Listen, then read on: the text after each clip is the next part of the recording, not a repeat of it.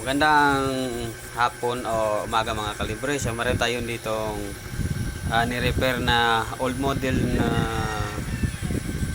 kupil. Ang error nito is P4. So pinalitan natin ng capacitor. Pinalitan na natin itong capacitor. So, P4 pa rin. So ito konting share ko lang sa inyo kung mayroon kayong mga naka-encounter na ganitong P4 error. So i-double check nyo yan yung tatlong capacitor. So tatlo yan pinalitan ko kasi lumulobo na yan ng mga kapasitor. Pag lumubo yan, yun, magpi-P4 yan.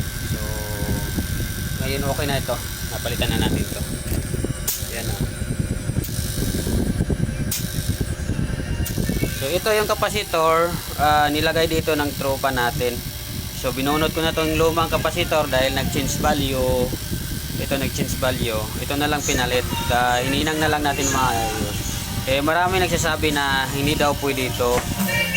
Pwede yan, pwede ito ilalagay. So maingay yung mga ano natin ngayon, politiko.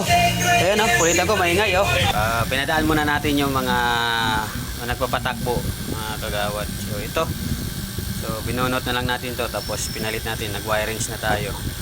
So pwede yan yung mga kapasitor ng electric fan, pwede yan ilalagay basta parehas lang yung value 2.5. Saka yung bibili nyo yung yung 450 volts, kasi pagka 350 volts medyo mabilis sa masira, kaya hanapin nyo 450 volts din yan. So okay na to sir. Ting tips lang. P4 error nag high pressure dahil mahina na yung ikot ng pan motor. Tsaka ito yung tatlong kapasitor, lagi yung tandaan yan. Nagpipipor rin yan. Ayos mga kalibre.